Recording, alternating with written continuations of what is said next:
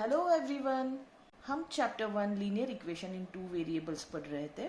आज हम practice set 1.5 से क्वेश्चन 4, 5, 6 करेंगे। अब देखते हैं क्वेश्चन नंबर 4। सो फ्रैक्शन कुछ ऐसे होगा, न्यूमरेटर बाय डिनोमिनेटर, हमें ये फाइंड करना है, राइट। तो अभी कंडीशंस देखते हैं कि क्या दिए हैं। न्यूमरेटर जो है मैं उसको डिनोट करूंगी n से, और डिनोमिनेटर जो है मैं डिनोट करूंगी d से, ठीक है। आप एक्स वाई भी ले सकते हैं। मैंने ये न्यूमरेटर n है इसलिए n लिया, डिनोमिनेटर d है इसलिए d लिया, ठीक है। तो आप कुछ भी ले सकते हैं। अब इसमें हमें क्या फाइंड करने बोला है, ये फ्रैक्शन फाइंड करने बोला है। तो कंडीशंस क्या दी है वो देखते हैं। Denominator of a fraction is 4 more than twice is numerator. बहुत कंफ्यूजिंग है, राइट। तो हम लोग पार्ट बाय पार्ट देखते हैं। The denominator of a fraction मतलब d इज मतलब equal to, denominator of a fraction is क्या, 4 मोर, मतलब कुछ तो है उससे 4 ज्यादा है, ठीक है। तो 4 more than twice its numerator. 4 किससे ज्यादा है, देन ट्वाइस इट्स न्यूमरेटर। जो भी न्यूमरेटर है तो ट्वाइस न्यूमरेटर कितना होगा, 2n होगा, राइट। सो इसलिए 2n, ठीक है। तो ये हमारा फर्स्ट इक्वेशन है। अब 2n में ये साइड लाती हूँ तो हमें मिलेगा -2n plus d is equal to 4। ये हमारा फर्स्ट इक्वेशन बनता है। हमें अभी नेक्स्ट सेंटेंस का है, denominator becomes 12 times the numerator. Denominator है वो क्या बनता है, 12 टाइम्स न्यूमरेटर बनता है, ऐसे कहा है। उसके आगे कॉमा है और बोला है if the numerator and denominator are reduced by 6। ये denominator is 12 times of numerator कब होगा, जब न्यूमरेटर और डिनोमिनेटर दोनों भी 6 से रेड्यूस होते। अगर न्यूमरेटर को मैंने 6 से रेड्यूस किया तो न्यूमरेटर कैसे दिखेगा, n-6 दिखेगा, राइट। और डिनोमिनेटर को अगर मैं रेड्यूस करूं 6 से तो क्या मिलेगा, d-6।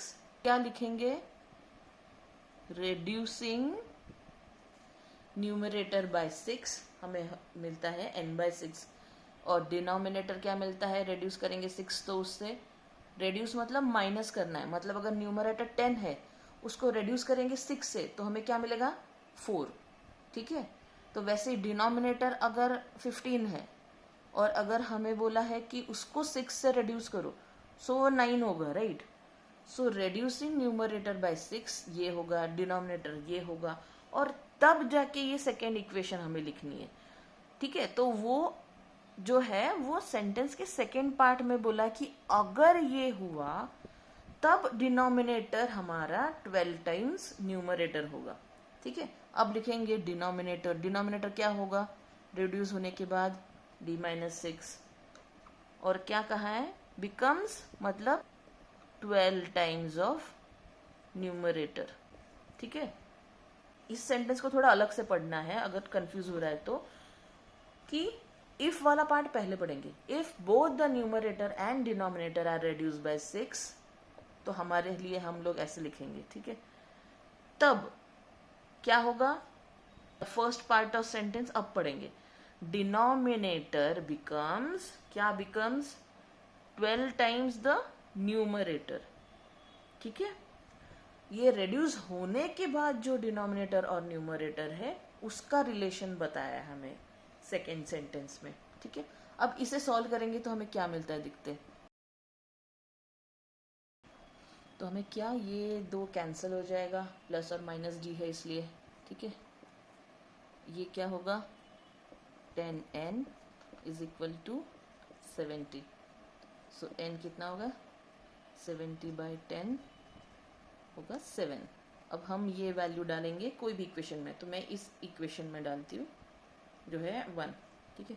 तो क्या मिलेगा, 2 × 7 plus d is equal to 4, -14 plus d is equal to 4। d कितना होगा, ये +14 हो जाएगा यहाँ जाके, तो 4 + 14 इज इक्वल टू 18। सो हमें वैल्यूज मिली, न्यूमरेटर की 7, डिनोमिनेटर की 18, ठीक है। पर हमें n और d नहीं चाहिए था, हमें न्यूमरेटर डिनोमिनेटर नहीं चाहिए था, हमें चाहिए था फ्रैक्शन। तो ये फ्रैक्शन क्या होगा कि हम बोलेंगे fraction is equal to numerator by denominator, मतलब न्यूमरेटर क्या है 7 और डिनोमिनेटर है 18, तो फ्रैक्शन इज बाय 18। ठीक है। 5th क्वेश्चन, उसमें क्या कहा है कि 2 types of boxes A and B are to be placed in a truck having capacity of 10 tons। मतलब 2 type of boxes है। समझो इस बॉक्स को, ये बॉक्स A है और ऐसा ही एक दूसरा बॉक्स है जो है B। तो ये 2 टाइप के बॉक्सेस है which are to be place in a truck having capacity of 10 tons. मतलब इस ट्रक की कैपेसिटी कितनी है 10 टन्स। सेकेंड सेंटेंस कहता है when 150 boxes of type A and 100 boxes of type B are loaded in the truck, it weighs 10 tons। ठीक है। अगर ये टाइप A के 150 and 100 boxes of type B are loaded in the truck, it weighs 10 tons। तो फिर 10 ton बन जाता है, ऐसे कहा है। अगर 150 A टाइप के बॉक्सेस में इसमें डालूं और 100 B टाइप के बॉक्सेस इस ट्रक में डालूं तो 10 टन्स हो जाता है वेट। ठीक है, 10 टन्स। थर्ड सेंटेंस है but when 260 of type A are loaded in the truck. अगर 260 A वाला जो टाइप है ना, A वाला बॉक्स का टाइप, अगर 260 डालूं it can still accommodate 40 boxes of type B। मतलब और जगह बच जाएगी जिसमें 40 बॉक्सेस B के भी आ सकते हैं, और ये 40 बॉक्सेस B के आए तो वो ट्रक फुल्ली लोड हो जाएगा। ठीक है, फुल्ली लोड कब होता है 10 टन्स पे। तो 260 अगर मैं A के बॉक्स डालूं तो इतनी जगह रह जाती है कि इसमें 40 बॉक्सेस B के आ जाए, और ये जब 40 में बॉक्सेस B के डालूं तो वो फुल कैपेसिटी पे, ट्रक अपने फुल कैपेसिटी पे होगा, अकोमोडेट करेगा। ठीक है, मतलब 10 टन्स, राइट। मतलब इसकी जो कैपेसिटी है वो 10 टन्स है। मतलब 10 टन्स का सामान आ जाए कि तो ये फुल हो जाएगा, उसके आगे ये नहीं ले पाएगा। सो फर्स्ट कंडीशन कहती है 150 A के बॉक्सेस 100 B बॉक्सेस अगर मैं डालूं तो ये 10 टन हो रहा है, मतलब ये पूरा ट्रक का वेइंग कैपेसिटी फुल हो रही है। सेकेंड कंडीशन में कहा है कि अगर मैं 260 A के बॉक्स डालूं तो इतनी स्पेस रहती है, मतलब अगर मैं ये समझिए ये अगर है ये A के बॉक्सेस है, ठीक है, ये 260 बॉक्सेस अगर मैं इसमें डालूं ट्रक में तो और थोड़ी स्पेस बच जाती है कि जहां 40 बॉक्सेस B के आ जाए, और ये B के बॉक्सेस अगर 40 आ गए तब जाकर ये ट्रक फुल लोड हो जाएगा। ठीक है, तो 260 A में अगर मैं 40 B वाले बॉक्सेस डालूं तो फुल कैपेसिटी, मतलब फुल कैपेसिटी हमको क्या पता है कि क्या है इसकी 10 टन है ना, तो तब 10 टन होगा, right. Find the weight of each type of box. अब इसमें टन्स में दिया है बट हम लोग इसे कन्वर्ट करेंगे केजीस में। ठीक है, तो क्या मिलेगा, हमें क्या पता है 1 ton is equal to 1000 kg। ठीक है, तो 10 टन कितना होगा 10,000 kg, राइट। वैसे तो यहाँ बताया नहीं है कि हमें केजीस में या टन में चाहिए, बट हम लोग केजीस में कन्वर्ट करेंगे क्योंकि ये बड़े नंबर्स है ना, तो यहाँ सब नंबर्स छोटे आ जाएंगे, पॉइंट या डेसिमल में आ जाएंगे या फ्रैक्शंस में, तो इसीलिए हमने ये केजीस में कन्वर्ट कर दिया है। ठीक है, अभी इक्वेशन लिखेंगे तो हमें इक्वेशन क्या मिलेगी देखते हैं। अगर हम कहते हैं कि weight of one box, A type का जो बॉक्स है उसका वेट ए है और बी टाइप का बॉक्स है उसका वेट बी है, सो ये वेट किसका दिया है, एक बॉक्स का। ठीक है, 1 मतलब ये जो बॉक्स है वो कितने केजीस का है, 1 केजीस का है। ठीक है, तो ऐसे 10 बॉक्सेस कितने केजीस के होंगे, 10 इंटू ये 1 केजी का जो भी वेट है वो, है ना, सो 10A होगा। सो उसी तरह से अगर 150 बॉक्सेस है ए टाइप के, उसका वेट कितना होगा 150 इंटू एक बॉक्स का वेट है वो जो यहाँ है A, राइट। वैसे ही 100 बॉक्सेस अगर है B के तो उसका कितना वेट होगा, क्योंकि एक बॉक्स का B, ये बॉक्स B है, उसका अगर एक बॉक्स का वेट B केजीज है, सो 100 बॉक्सेस का कितना होगा 100 इंटू एक बॉक्स का जो भी है वो, राइट। टोटल वेट 10 टन है ऐसा कहा था।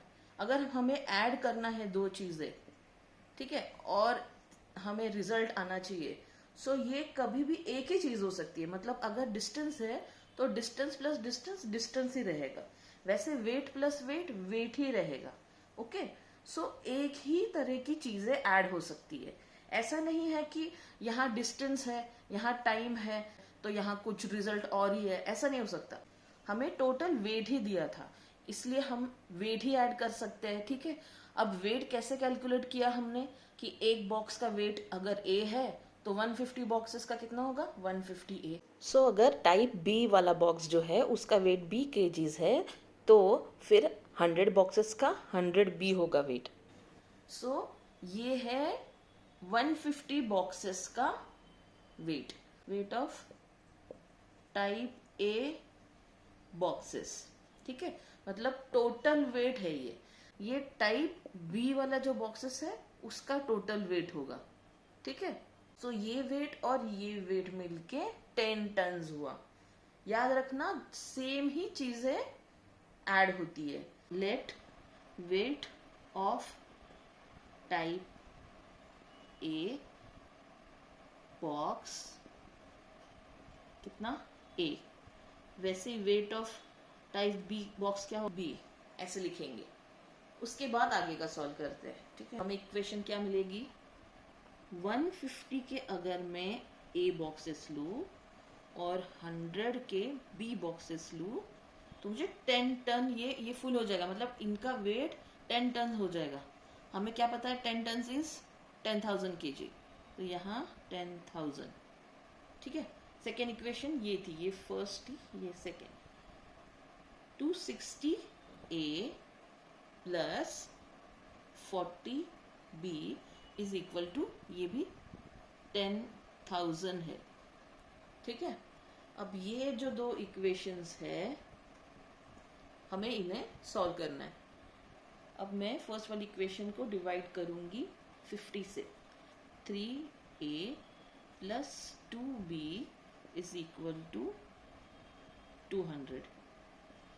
इसको मैं डिवाइड करूंगी 20 से, तो हमें क्या मिलेगा, सेकेंड इक्वेशन को 20 से करेंगे डिवाइड तो क्या मिलेगा, ये A है 13A plus 2B is equal to 500। ये इक्वेशन 4 मिला, ठीक है। इन दो इक्वेशंस को हम अभी सॉल्व करेंगे। ये दोनों प्लस, ये 2B है ये 2B है, एक माइनस चाहिए तो हम लोग इक्वेशन 4 को माइनस करेंगे 3 से, तो सारे चेंज हो जाएंगे साइंस। ये पॉजिटिव है तो नेगेटिव होगा, ये पॉजिटिव नेगेटिव होगा, ये भी पॉजिटिव नेगेटिव होगा, ये कैंसिल होगा। -10A is equal to -300। So A कितना मिला, ये कैंसिल, ये कैंसिल, मतलब 30। B की वैल्यू के लिए हम लोग कोई भी इक्वेशन में सब्स्टिट्यूट करेंगे, तो मैं थर्ड में डालती हूँ, तो मुझे ऐसे मिलता है ये इक्वेशन। अब इसको सॉल्व करेंगे तो हमें B की वैल्यू मिलेगी 200 माइनस 90 डिवाइड बाई 2, ठीक है। मतलब 110 divide by 2 which is equal to 50। B की वैल्यू हमें मिलती है 55, ओके। अब हमने लिया था केजीज में, इसलिए ये जो A है उसका वेट होगा 30 केजीज और B का वेट कितना है 55 kgs। ठीक है, क्वेश्चन नंबर 6 देखते हैं अभी। उसमें कहा है कि out of 1900 kilometre Vishal travelled some distance by bus and some by aeroplane. ठीक है, so out of 1900 kilometre Vishal travelled some distance by bus. तो कुछ डिस्टेंस समझ लेते हैं कि ये पॉइंट है, तो कुछ उसने डिस्टेंस ट्रेवल किया बस से, एंड सम बाय एरोप्लेन। ठीक है, तो हमें क्या पता चला यहाँ से कि डिस्टेंस कितना है, टोटल हमें कहा है 1900 किलोमीटर है। ठीक है, मतलब ये डिस्टेंस प्लस ये डिस्टेंस 1900 किलोमीटर है। सेकेंड सेंटेंस है बस travels with average speed of 90 kilometre per our. Speed अब देखेंगे, स्पीड क्या थी बस की, 60 किलोमीटर पर आवर, और average speed of aeroplane is 700 kilometre per our.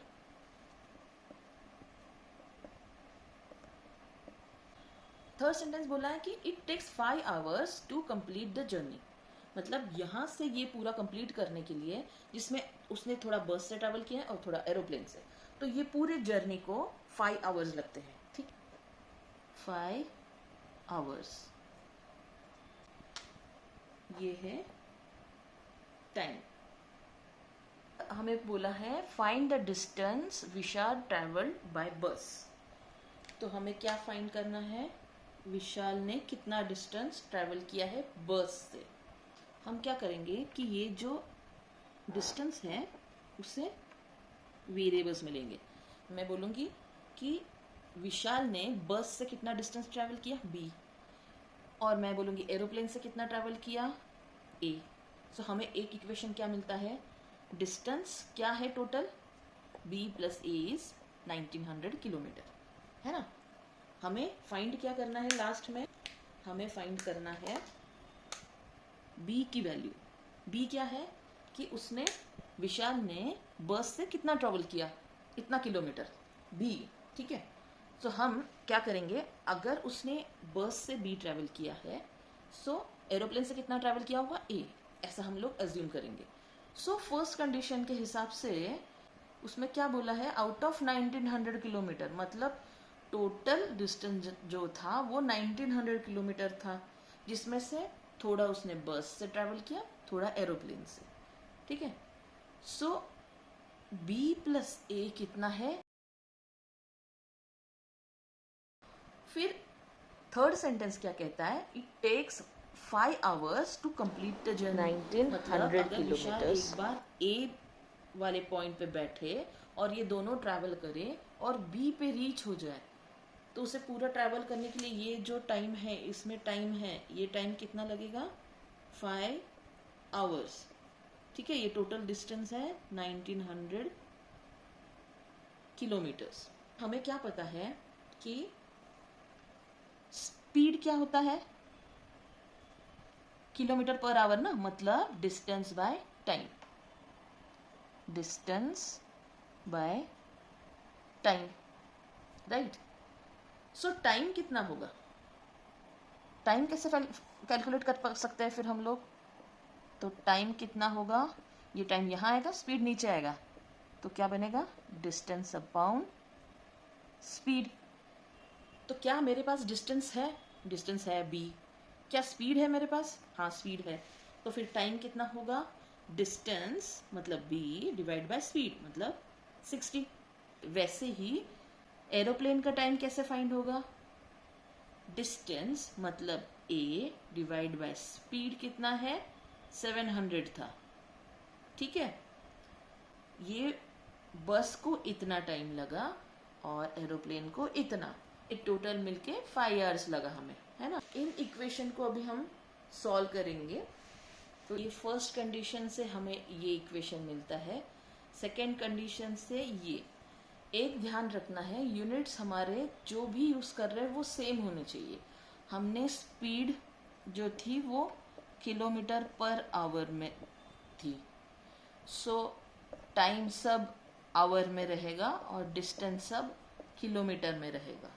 ठीक है, अगर मिनट्स में दिया होता टाइम तो उसको कन्वर्ट करते हम आवर्स में, या तो सब, फिर अगर मिनट्स ही रखना है तो सारा सब मिनट्स में रहेगा, ठीक है। आगे सॉल्व करते हैं तो हमें क्या मिलेगा, 700 इंटू बी, तो 700b plus 60a divide by ये मल्टीप्लाई हो जाएगा इज इक्वल टू 5, मतलब 700b plus 60a is equal to, ये 60 इंटू 70 मैं यहाँ डालती हूँ, तो 5 इंटू 60 इंटू 700, तो 700b plus 60a is equal to 21,000, ठीक है। अब ये है सेकेंड इक्वेशन को हमने, ये सेकेंड इक्वेशन था, राइट।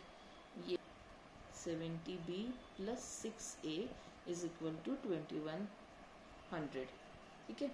इसे हम लिखेंगे इक्वेशन 3।